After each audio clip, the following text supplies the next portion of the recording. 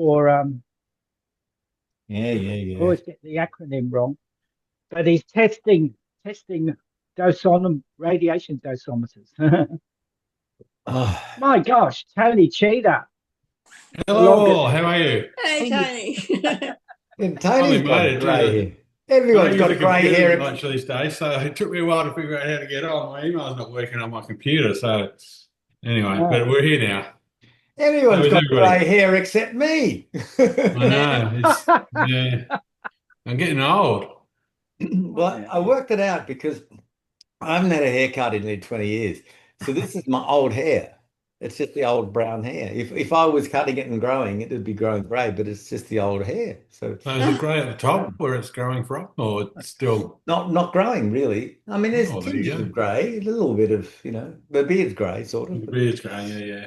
Oh, well, you must be one of the lucky ones. Doesn't go grey. yeah. I'll tell you what, we've had so many. I've had 7 loosely woven funerals in the last 12 months. Oh, Yeah. really? oh, Wow. We oh, wow. celebrated our 30th year this year, and the last one was somebody my age. She was in the 30th anniversary concert in March, and a few weeks later she was dead. Oh, Mm. Hello, hello. Speaking of dead people, hello, hello, Andrew. Andrew. You're on mute, Andrew. There you go. There he goes. That's better. Now we can see and hear you. Hi, Andrew. Good Hi, Andrew. afternoon. Good Andrew. afternoon. Hello, hello. Yeah, yeah, yeah, yeah, yeah. We're just saying everyone's going grey. I heard all that. Yeah, I was there. Yes. Well, those of you who still have hair left, yeah. Yes, Well, you never really I'm did still. have any, did you? Not a lot, but there's less now. Ah, it's been a while, hasn't it, since we've done this? Have you retired, Tony? Well, yeah, sort of. I got sort of let go a few years ago, so I haven't Oh, bothered looking for another job. So no, I'm just living the life, doing not much at all at the moment. So how nice. yeah, so no, it's been good. Yeah. Yeah. What Still, about you? You still working or? Me? Yeah, Oh, no. I haven't no. worked since about 2016. Oh, okay. I'm a bit out of the loop there, I guess. Yeah. Andrew, you're still working? Yeah, one day a week. Oh, it's nice. Well, one day a week regularly, and then some other bits and pieces that crop up from time to time as well, Yeah. which I quite like. Yeah. I mean, That's good. yesterday was my day at work, so um, they tend to be uh, fairly full on once I'm there. Can you work from home or do you have to go in? I could work from home, but because it's only one day, I'd rather go in. Yeah. Um, Bit of a uh, change. yeah, they got a nice cafe there, so I have a pleasant lunch and such. Whereas yeah, if it's working from home, it'd just be a sandwich or something here. So Are you at that TAFE near Central? no, I'm at UTS. UTS. Oh, I meant UTS. Ultimate. Yeah. Yeah, Ultimate. Yeah. Ultimo. yeah, but not Alamo TAFE, UTS, the university.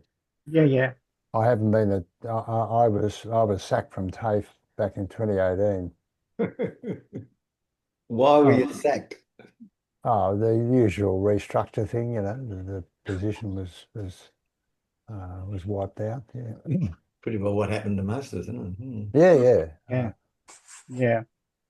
Um, Kevin Murray used to say that if you survive 3 restructures, you've done very well. Well, I think I survived about 5, so I actually did quite well, and it came at just the right time.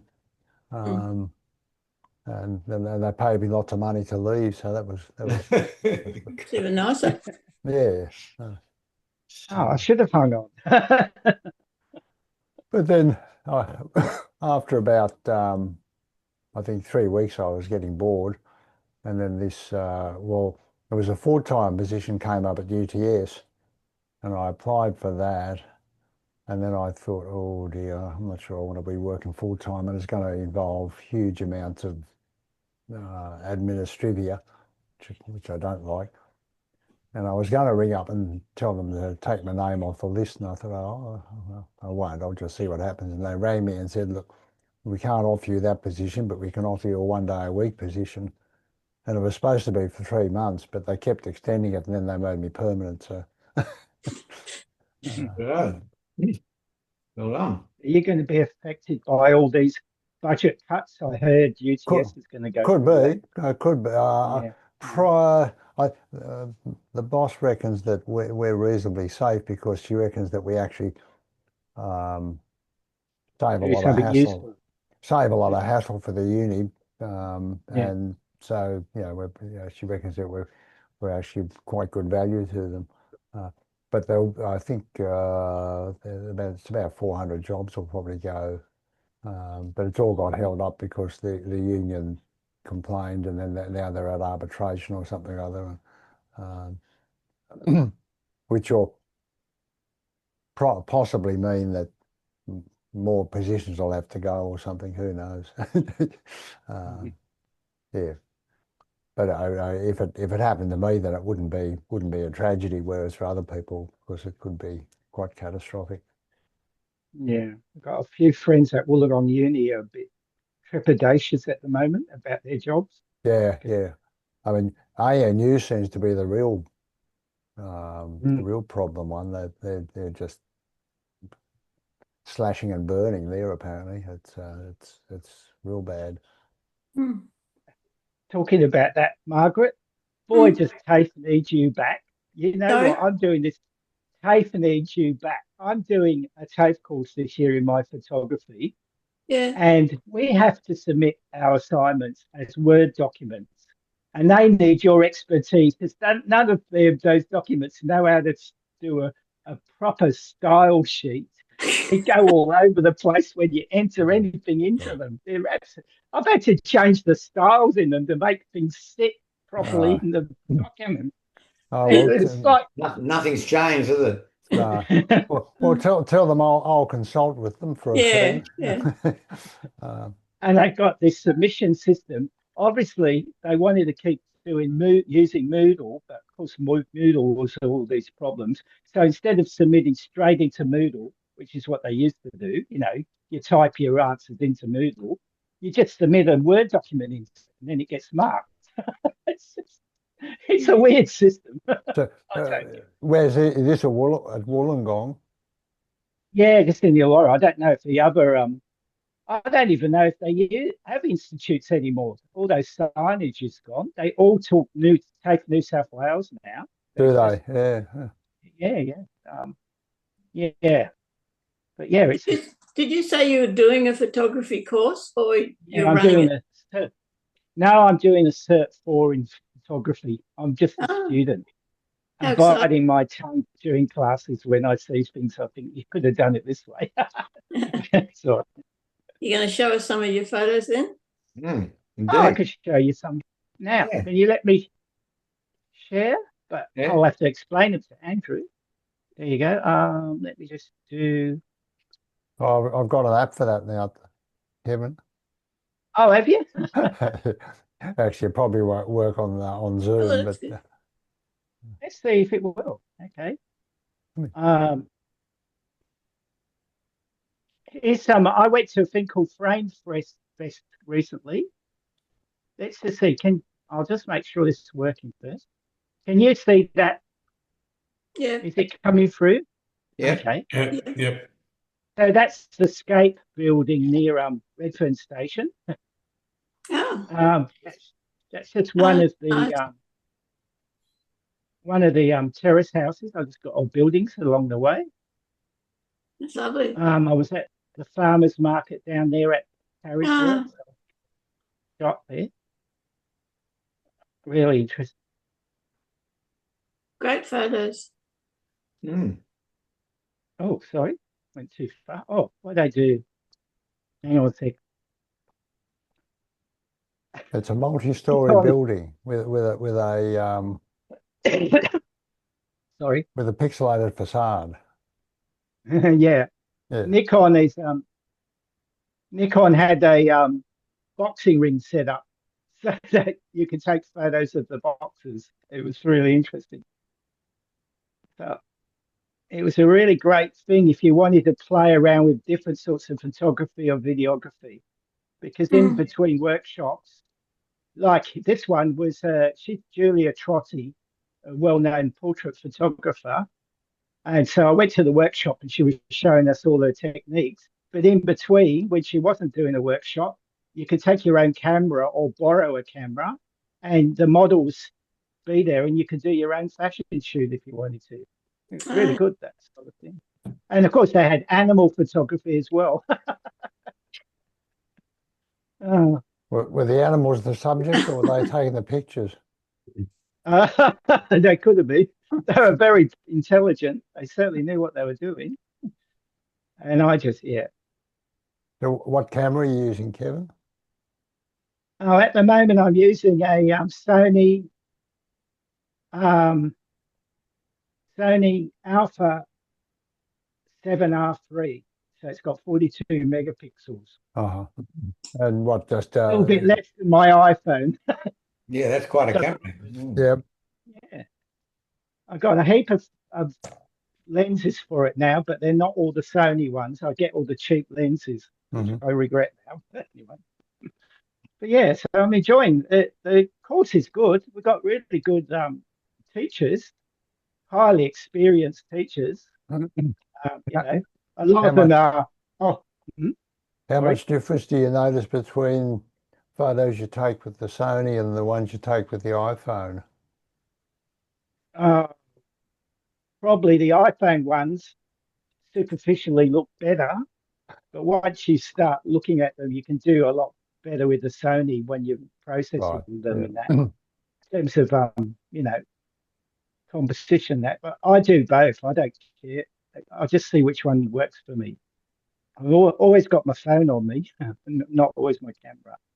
But yeah, it's really enjoyable.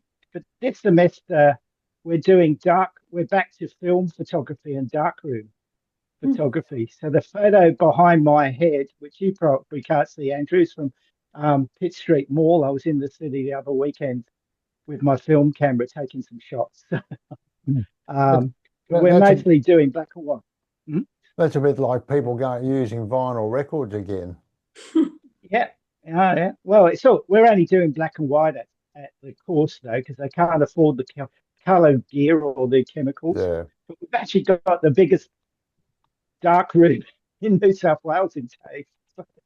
You could have about 15 people in there doing processing their photographs at the moment, but you know, there's only we started off with 10, but there's only 6 left in my course. So it's quite a small group. Yeah. Yeah. What about you, Tony? What do you do? If you're a man of leisure, what do you spend your time doing? Well, unfortunately, not much at the moment.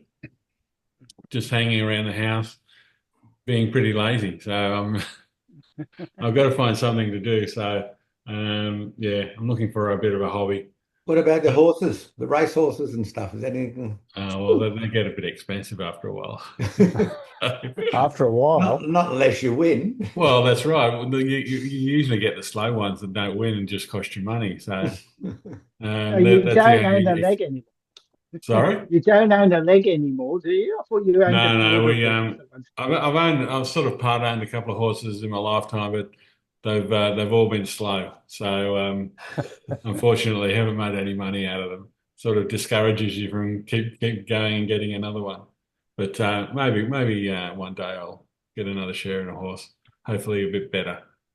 But yeah, so I've started a few weeks ago. I started using FileMaker again on my machine. I haven't sort of used it for about 3 or 4 years.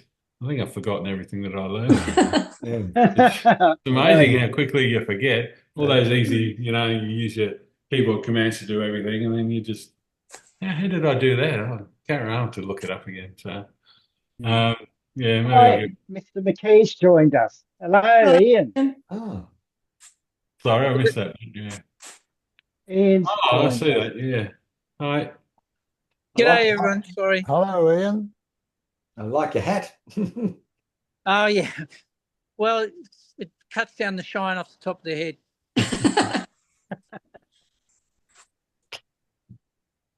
But no, everything's good. What are you doing with yourself these days? Between medical appointments, nothing much. Really? Nothing serious, I hope? No, nothing serious. No, I'm just joking. It's no. We've got a new dog, which requires a fair bit of input, a lot more walking, a lot more exercising. So, What sort of dog? What type? rescue from the deep end of the gene pool. He's quite a mix. Yeah. I can share a photo or two later, but Yeah. What sort of size? a bit bigger than what we've had before. So he's more a hound than he is a terrier. Right, yeah. So he's kind of at least knee high and about 16 kilos at the moment. Right. Oh, Okay.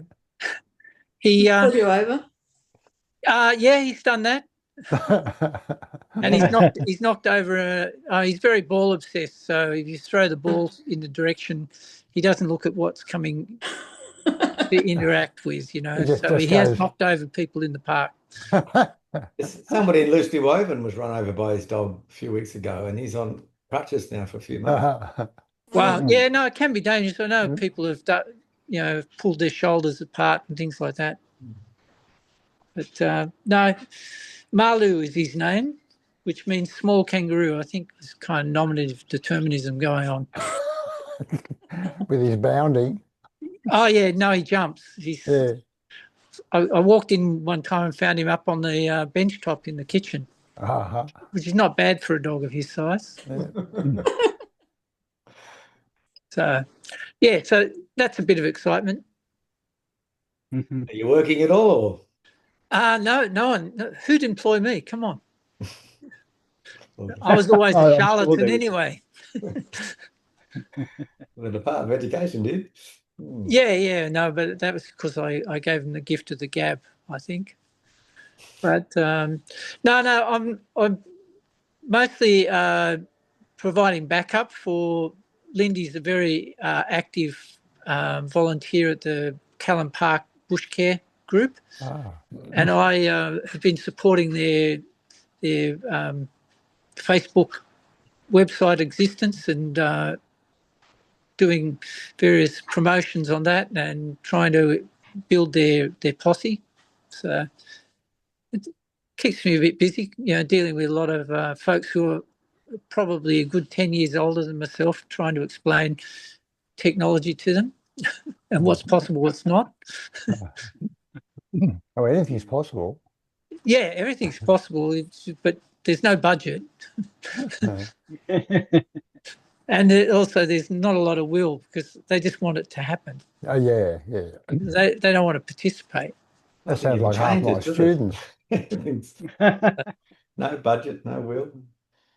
Yeah, but but that's been a bit of fun.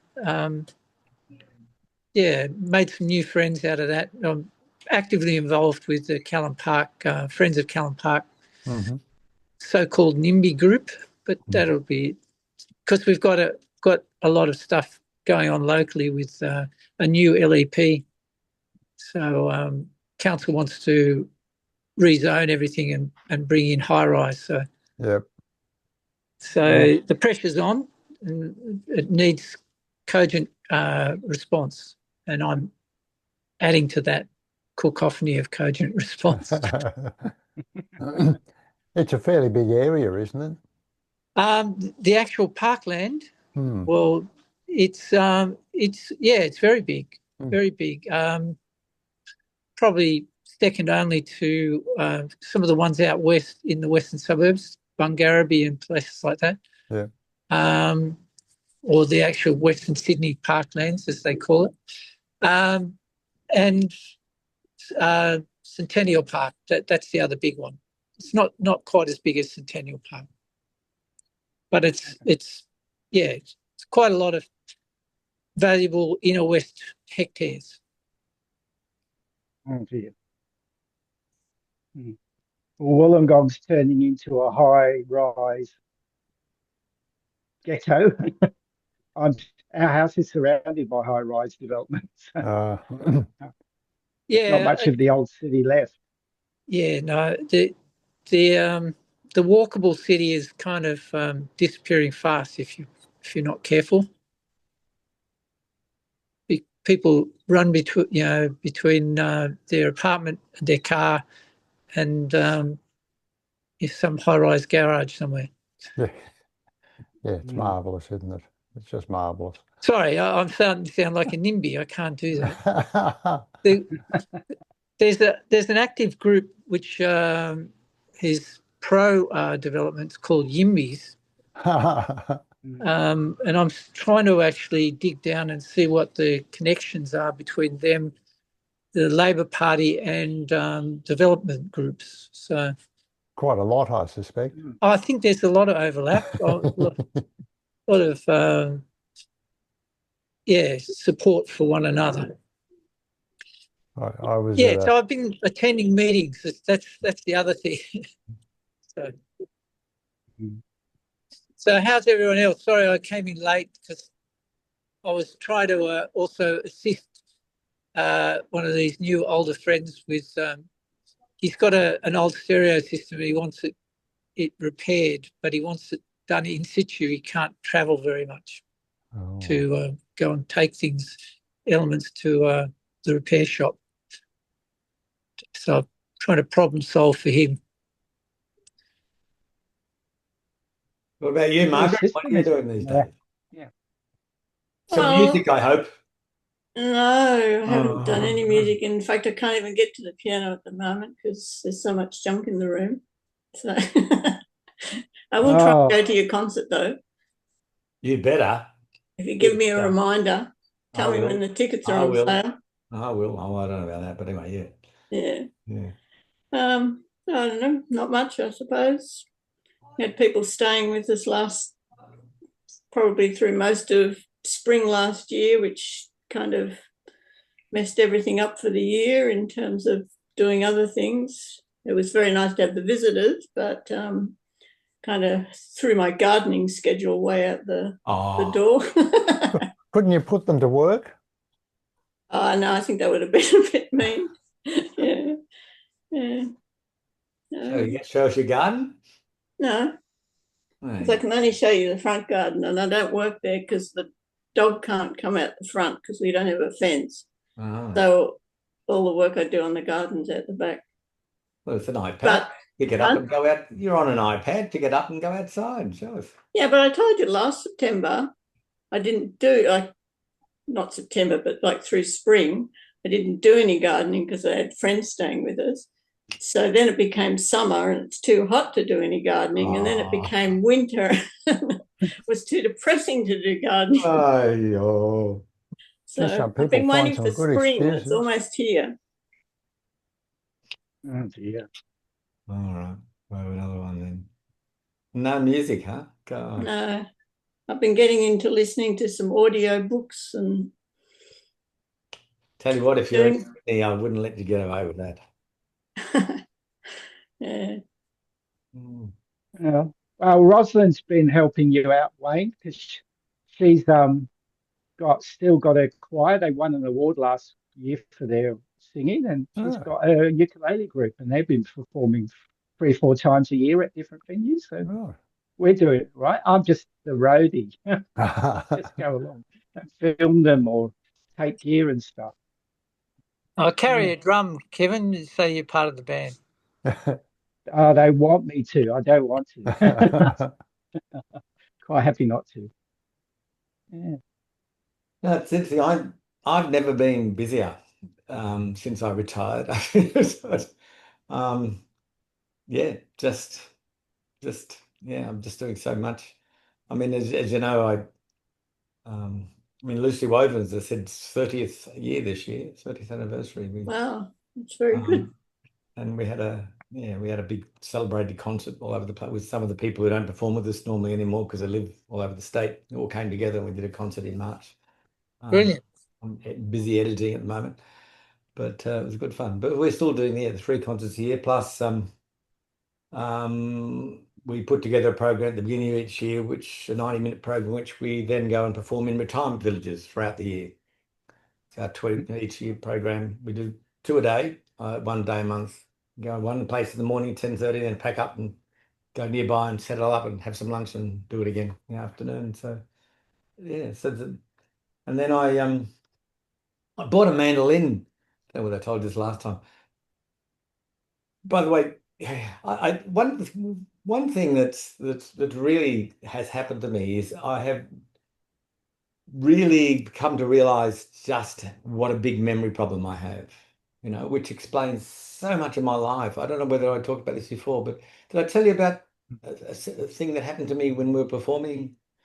See, I don't remember. I can't remember. Maybe it was since you, anyway, well, tell me, interrupt me if I've told you. But we were doing one of these, what we call our day concerts in retirement villages, right? So it's a program that we've done a lot of times before. We've done it in public concerts the year before. And in this particular song, I was doing a duet with Guile. What's that guy's name, that actor in the early 20th century that was a monster? Monster. He was famous actor doing, I think he was first Frankenstein and Boris Karloff. Boris Karloff, right.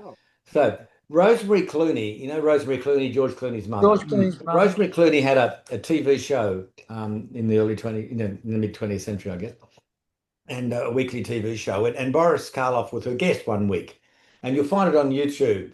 He was the guest, and they did a duet together, and he was dressed up in a grandmother's white gown and a grand sort of sleeping hat on, and so what I did was whenever we were about to do the duet, I would stand up from a keyboard and I'd start getting dressed. I'd start putting the big white cloak on all the way down on the hood, and as I was doing that, I was talking to the audience. I'd say, do you remember Boris Karloff? And remember the monster guy? Yeah. So I was just getting dressed. I was saying this, and yeah. And do you remember Rosemary Clooney, George Clooney's mother? Yeah, right. And anyway, they had this show, and he was a guest star, and they did this duet. I go through this whole routine as I'm getting dressed and putting everything on. And I had some glasses I put with some huge eyebrows, because Boris Karloff had these big bushy eyebrows. So I had put these eyebrows on.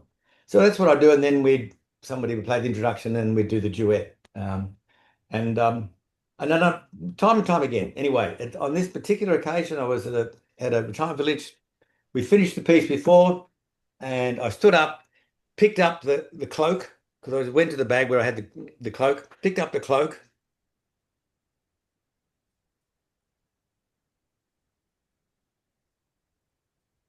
Nothing. I couldn't. Just blank. I didn't know what we're doing. What am I supposed to do with this cloak? And this didn't just go on for 5 seconds. It went on, every the whole week go to a grinding halt.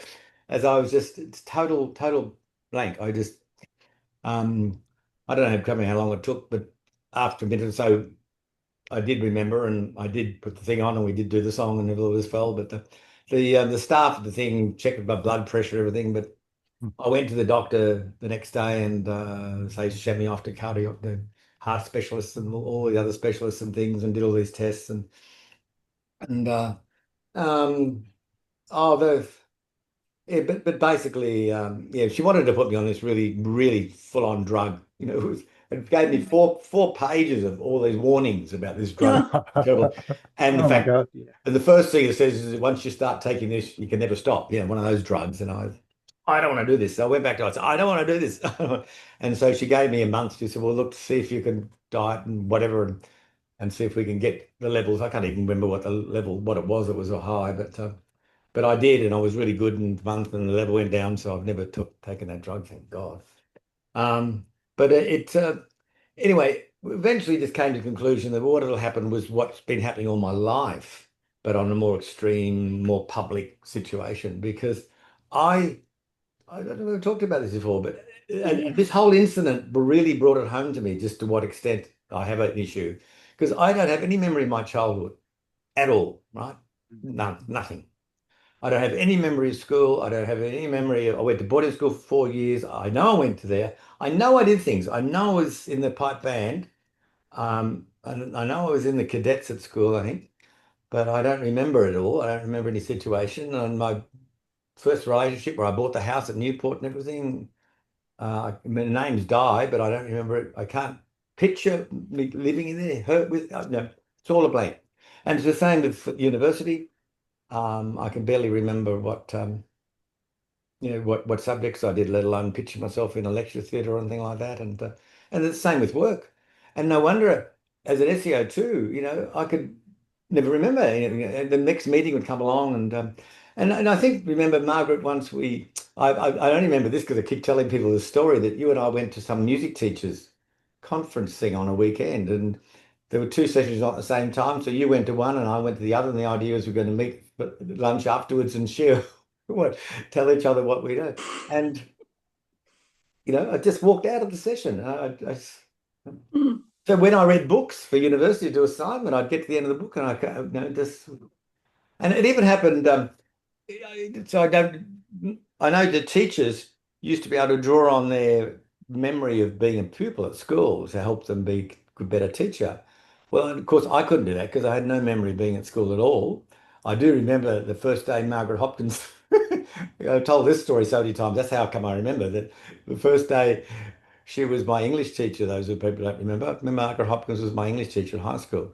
And the first day we had a lesson with her, she picked up the roll and she read out the first person's name, it was like John Smith, and John Smith said, "Present."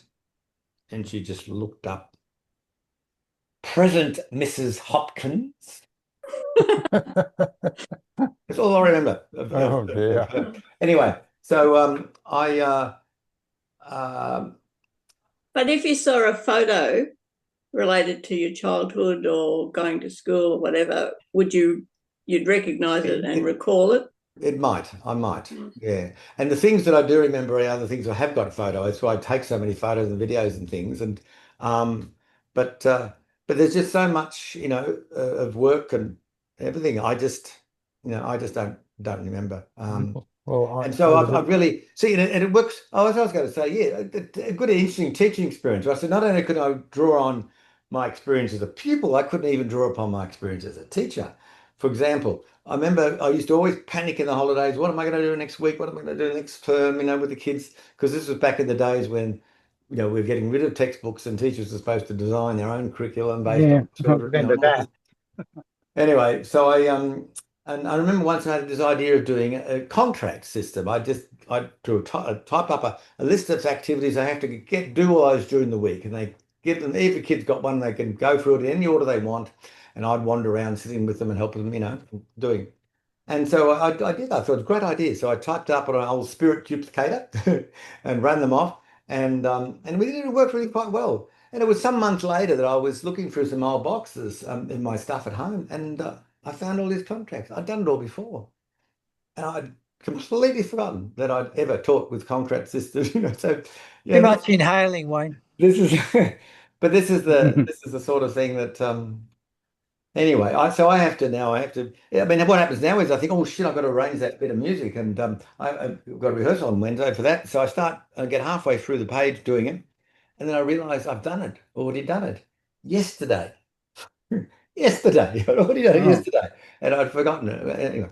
So I have to keep, when I'm organizing concerts and ringing up retirement villages and things, I have to keep copious notes. But on this date and this time I rang this person and this is with their reaction, or they didn't answer, or they left a voicemail, or otherwise I just all over the place. So no wonder I had trouble, trying to be an SEO2.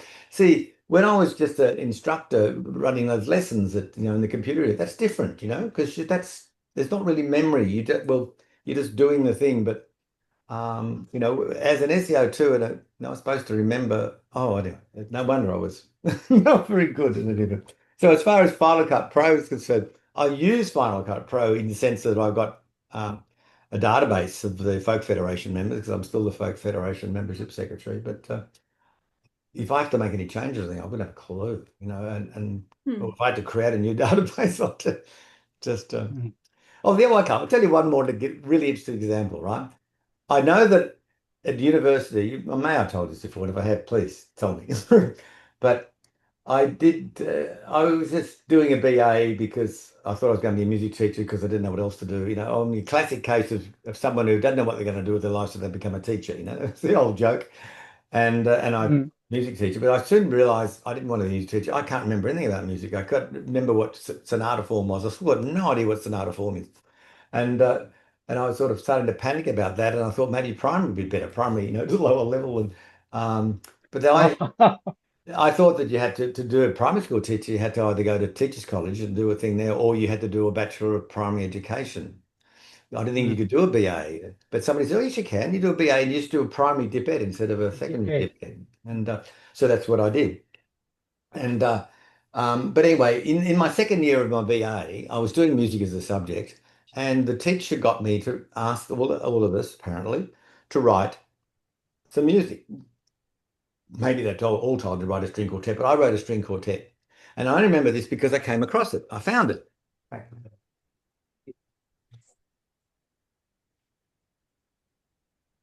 hope he remembers to come back to the. There it is. And see how I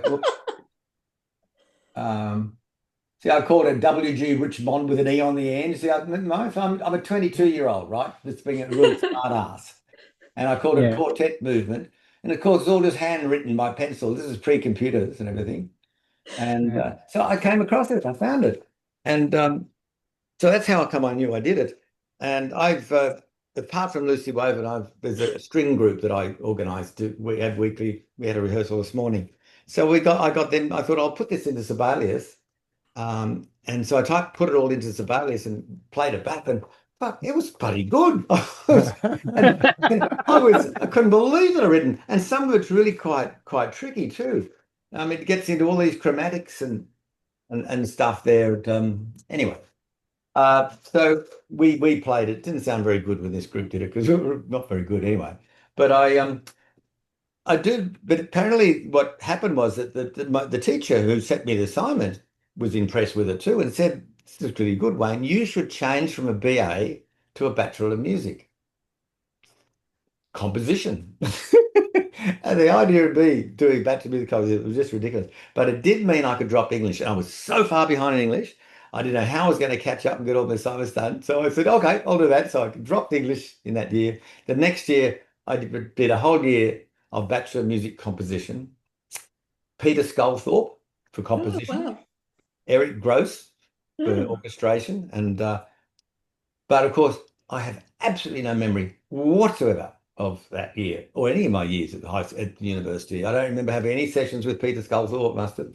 And the other thing is, if I had to write a string quartet as a BA student, as a Bachelor of Music Composition student, obviously Sculthorpe would have had us writing compositions. No memory of it, no track. I don't know why I haven't got a copy of that. So there you go. Anyway, so if that might explain a lot of your time with me as your boss, not remembering, not knowing what's going on. But yeah. But no, I'm just really busy now with Lucy Woven. We do the 3 concerts a year plus those 22 concerts at retirement villages doing the thing. Gail was started to learn. My wife started to learn the violin, and in 2019, I probably must have told you this. Yeah.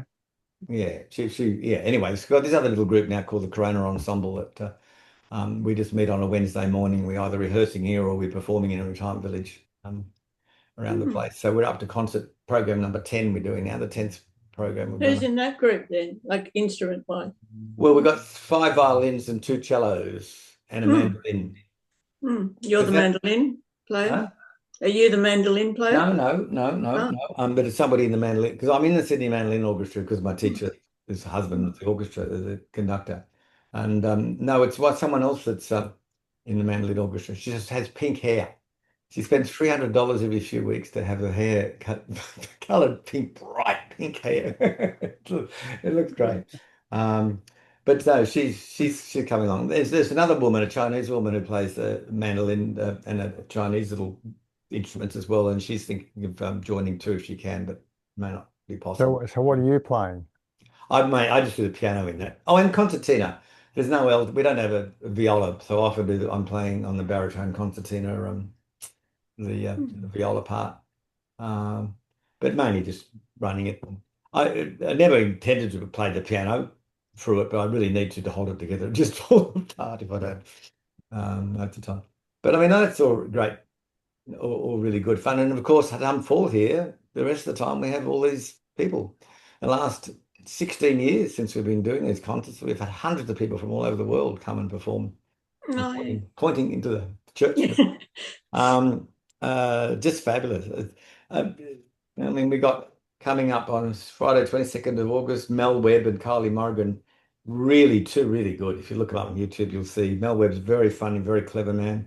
And Jan Preston is a honky-tonk pianist. And she's been here a few times doing that. But what she's really famous for is doing the old silent movie thing, you know? And so that's finally happening. So on the 6th of September, we're going to be screening a movie called Kid Stakes, which was from the 1920s black and white Australian silent movie. And she's going to and a percussionist. So two of them are going to be doing their things. So I thought you were going to say more Boris Karloff. No. But a guy, Gregory North, touring Australia, doing the life and rhymes of Banjo Patterson. Apparently, Banjo Patterson did that. He did a tour of Australia, reciting little things, and he's recreating that, and all sorts of things. So Amy Williamson's coming back in February. So between Humpfall concerts, loosely woven concerts, Corona ensemble concerts, and the Folk Federation membership, and I do their newsletter every week, Folk Mail. It takes me an hour or so every week doing that. Like I said, I've never been busier than Well, that's good. But loving it, mind you. I'm not complaining at all. It's good.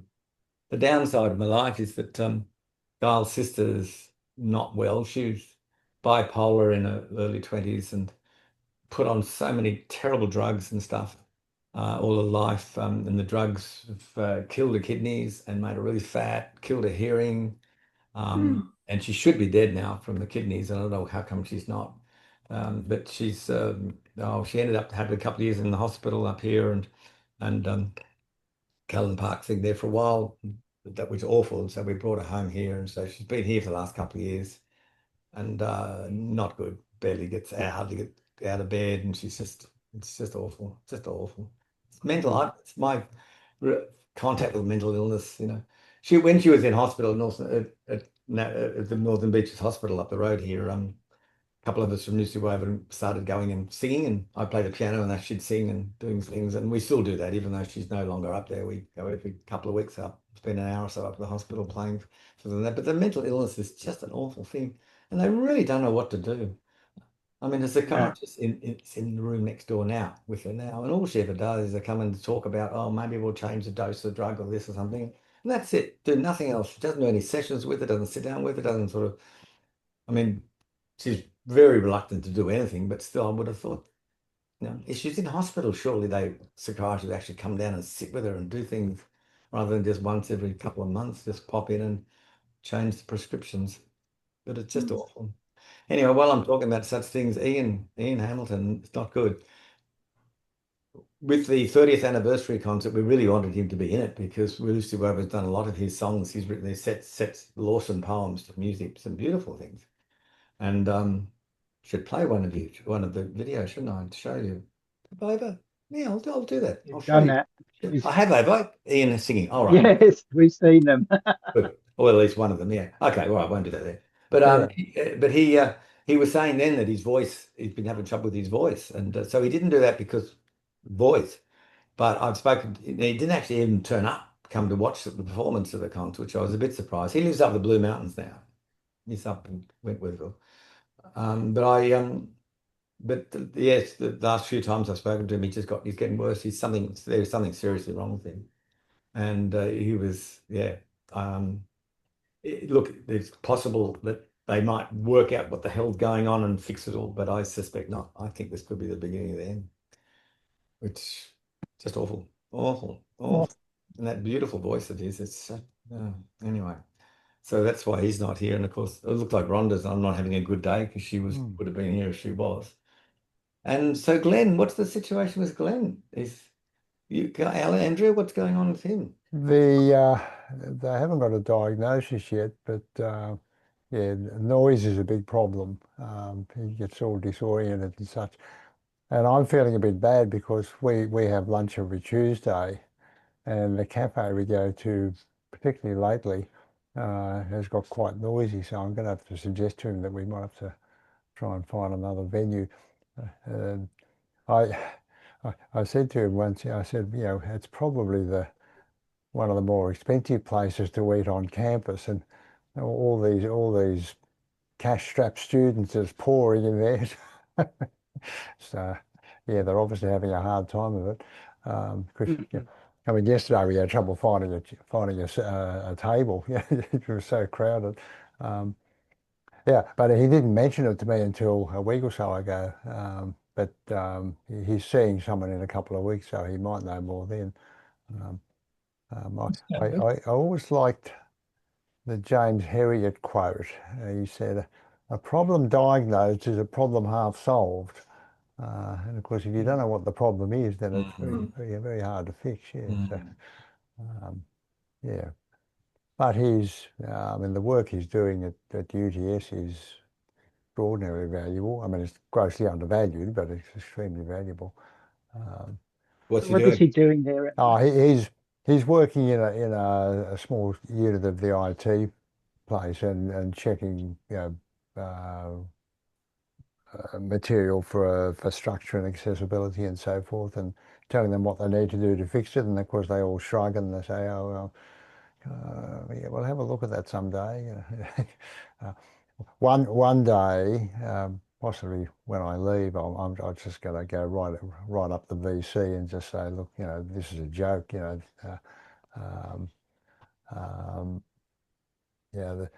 there's more effort put into just about every other priority group than there is for students with disabilities." For example, there are these mandatory training modules we have to do from time to time, and some of them you repeat. And there's hardly been any in the whole 6.5 years I've been there that have been properly accessible, and one or two completely. And I keep complaining, and the boss keeps complaining, and they keep churning out this crap that's just awful. That's dispiriting. What's that? Dispiriting. There's no change over time. Yeah. And until someone really wants to enforce the standards, then of course it's not going to happen. I mean, Glenn does what he can, but as I say, they'll just shrug and say, "Oh, well, yeah, we can't fix that," I've got a little story like that, Andrew. My son Sean, who's gone freelance this year, he applied for a job with Vision Australia, Yeah. and the only way they will accept an application as is a Word doc, even though he could have an accessible PDF that's structured, they wouldn't accept it. Right. And so he had to redo everything for that. So Yeah. why isn't Vision Australia making more of an effort with the technology nowadays? Yeah, Quite easy. well, they've always when Evan Bailey was my boss, I wrote a submission, or he helped me write a submission as to why PDF wasn't so bad, and they took notice of it, of course. And a lot of blindies grumble really bitterly about PDFs, partly because most PDFs that are produced are bloody awful. But if you do them properly, which I do, then they're a very useful resource. Although I was roped into a panel discussion last week talking about some of the myths of accessibility and stuff, and I went and had another look for it. There's a Canadian guy called Joe Clark wrote this article about PDF accessibility back in 2005, and I actually found the article. I was quite pleased. I'll send it to you if you're interested, Kevin. Now, his comment was, and I've digressed from what I was saying before, but anyway, he said, yeah, the vast majority of PDFs that are on the internet should be HTML, which I agree with. But if you're giving someone a document to take away, or in Sean's case, you know, your CV or something, then it's a perfectly valid format to use as long as you do it properly. As I say, most people don't, but then especially when he's applying for a videographer media job at Vision Australia. Right, yeah. He should have been able to submit a video. Yeah, that's right, yeah.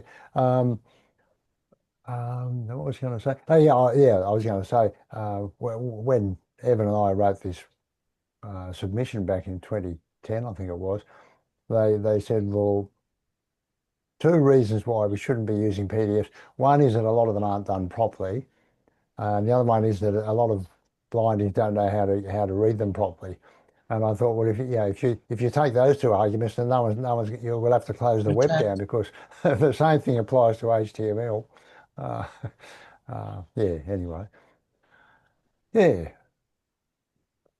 So that's one of my ongoing battles, is to try to get stuff done properly. But it's a bit of a slow march.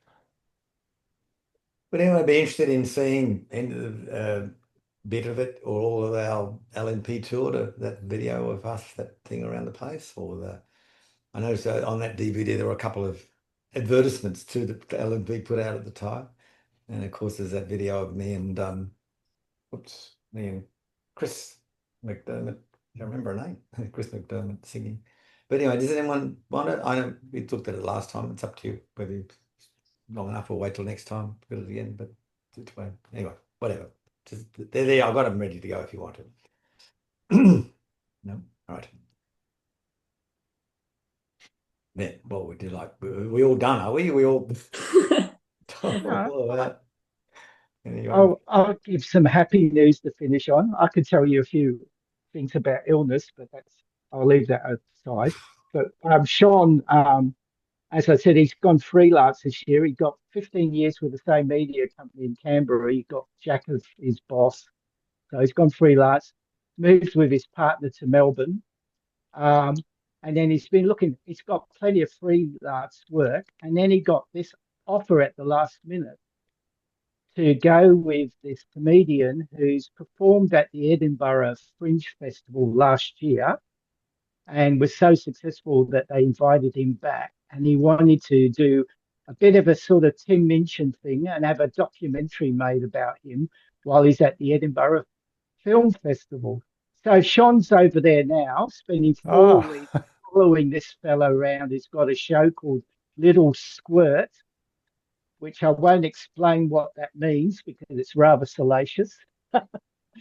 And so he's hauled up at one of the student accommodation places for Edinburgh University, and every morning he's out filming or going to a show on filming or going to see something else. And in the afternoons, he spends his time editing the footage or editing his other work, that's freelance work. So we will see him back. He's only been down in Melbourne about 4 weeks before he's left again, and his partner's back in Canberra working for the Minister of Health. So they both lost their nice little flat on Lygon Street. I must say they've got a great spot in the city.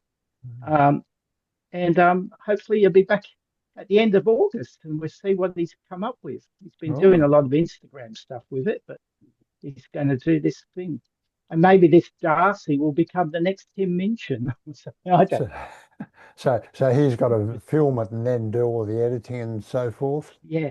I think he's doing it on the fly. He's very fast with the editing. He knows his stuff. Yeah. He's also editing a music video for some other performer at the moment. And it's also got a lot of because he's done a lot of corporate work, so he's still got a lot of corporate clients. So he does stuff for them. I think you're the only one of us with kids. Have you got any kids, Ian? Yeah. I've got a daughter who's exercise physiologist. She's been doing mobile exercise physiologist work, going to people's places, both NDIS as well as aged care. but she's also now doing a couple of days a week with Nepean Hospital. So she's travelling in and out of because she and her boyfriend have bought a house down in Bexley. So, really? Now, is she an OT? Sorry, I missed. No, she's an exercise physiologist. Okay, yeah. EP, as they call them in the shorthand. Right, yeah. Which is more about designing the exercises that get you to where you want to go, rather than to what the textbook says you should be able to do. Right. Yes. Assistance. It's basically, do these exercises and encourage people to do these exercises, and we'll get a return of capability. Right. Yeah. And Yella does that. But the big difference with having kids in your life, because the rest of us never. Did you have you haven't got any kids, have you, Andrew? Two. She has. She's got two. You do. Oh, one of them turns 40 today. Russell? No, he can't. Oh my God. So I'm pretty sure Margaret and Tony and I know I don't. I know of. I've got that. Matt, what's Fiona up to? She's still teaching at Chatswood High, multimedia and software design. Fantastic. And she got a job over the weekend. She had to write questions for a Year 11 exam. So she spent, she's been, helping writing textbooks for the curriculum and so forth. Unfortunately, she's become very much of a hermit. So she just sits in a room watching videos or marking assignments and stuff. And which I think it's a shame, but she seems happy enough. But And how's Russell's career going? Is he still doing the magazine stuff? See, he's got a memory, hasn't he? See, Kevin's remembering everything. He's running a workshop in Canberra that services VWs and Scooters and such, which he seems to quite enjoy. He's still racing his historic motorbikes and riding mountain bikes, and And ferrying you around? He and I still go to Phillip Island at least once a year on the motorbike. Fabulous. We had a great trip back in February. It was good fun. Good thing it wasn't this last month. We did well there. We coming back in February, we were just coming into Glenrowan, and he started weaving the bike quite violently, and I thought, is he annoyed with someone, or no, he's running out of fuel. And I'll cut it short, but essentially because he put the bike on the side stand rather than the centre stand when we fueled up early the day, it didn't get. It didn't get a true reading. And it hasn't got the gauge doesn't show you how close to empty. It just shows you how much you've used. So it showed that we'd used 17.5 litres. He's got half a litre. That'll get us to the servo. It didn't quite. So we thought about it, and we thought, let's push it up this hill. It was a stupid idea. And crikey, trouble is he's got huge long legs, so his walking speed is my jogging speed. Anyway, we got it at the top of the hill and then had a bit of a rest, and then we started coasting down the hill. He said we might be able to get into Glenrowan. He said there's no fuel there, but there will be people. And he pulled up and he said it's a risk stopping, but there's a house here. And he went in, and the bloke came out with a 20-litre can of fuel. Wow. Really nice bloke, and he wouldn't take any money, so I sent him one of my wooden boxes. Fabulous. Yeah, but we got to the servo, and after he fueled it, we got a bottle of what's the stuff? not Gatorade, one of those sporty drink things. Between the two of us, we just swing the whole lot of it. Yeah, so that was a bit of excitement that we didn't really call for, but those trips are great because you stop at places like Beechworth and all those little places, and yeah. And I keep saying the quality of food in country pubs and cafes and stuff is just extraordinary. Yeah. I remember, we used to go and have lunch in a cafe in Wagga when we were in town when I was a kid. White bread sandwiches and that was about it. That's right. Changed. Yeah. And what's your other boys doing? Kevin? Oh, mine. Yeah. Yeah. Well, Kieran's down in Melbourne. Kieran, that's right. He works for ARPANZA, the Australian Radiation and Nuclear Safety Authority. Oh, So, right. Oh. So he's in charge of a team that tests all those dosage tags that they use in hospitals and other places. Yeah. Radiation. Yeah. Yeah. He's finding it really boring, but he went from a job at the university, which was highly stressful and where he could do what he liked, basically, but he found it stressful, to a job where it's highly boring. And he has to sit there and they won't let him do what he likes, but it's permanent and he gets well paid. So, but his partner's moved in with him, so I'm hoping by next year they'll be getting married. Right. Our eldest is engaged, so I'm waiting to go to my second gay wedding. But Right. they still haven't set a time and date or place, so I'm waiting to find out about that one. Right. Yeah. So I might have a lot of weddings next year. It sounds like my niece has just come over from Western Australia for a visit. Might be getting married too. I've got Right. Yeah. Yeah, but Kieran's still weddings very, and funerals. yeah, well, been to plenty of them lately, but I didn't want to go on about them. And we had a health scare too, because Rosalind broke her ankle 6 weeks ago. And then when we came down to Melbourne 2 weeks after that, she ended up in hospital for 3 days. So 4 days, because she got a blood clot from the broken ankle. Anyway, I had a blood clot. I broke my ankle too. You had what? Have you? Yeah. Yeah, I got a blood clot after I broke my ankle too. Oh, right. Yeah. Anyway, so I have to recommend the Royal Melbourne. Very good hospital. I've spent a lot of time out in the middle of the night taking photos outside the emergency or to keep doing. I had some very interesting conversations with different people. Anyway. Tony, you need to get doing something. I know. I'm looking for something to do. So, any suggestions? Come and join Lucy Woven. Well, yeah, I do want to learn to play an instrument, but I think it'll take me a while to get proficient. Yeah, that's for sure. Well, listen, I've told you about these before. Mostly we're over this side of Sydney, but every now and again we go down to you Southies. Yeah. Oh, yeah. Thursday, the 11th of December, the Tradies Club. I'll put it in my diary. Yes. Good. I'll say good. Yeah. Surprise me. It's a great concert actually. It's from the public concerts we did last year. It's the program we do in the retirement village. That's what we're going to come and do for Sutherland.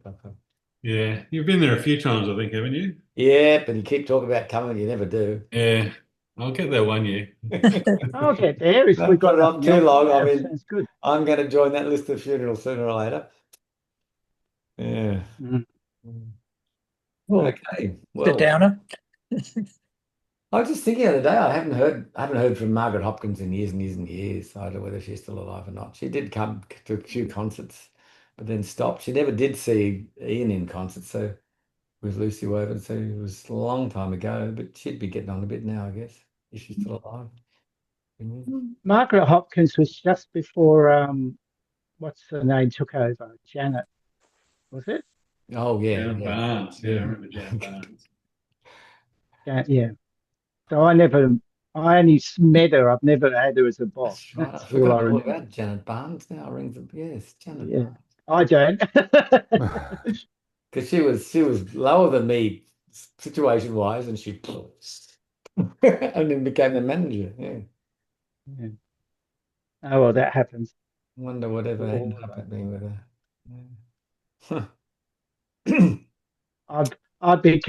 I've had to remember all my maths stuff because they've replaced all the maths in the classroom at TAFE, and the teachers don't know what to do with them. So I'm having to go up the front and say, "This is how you set it up to run on the smart board."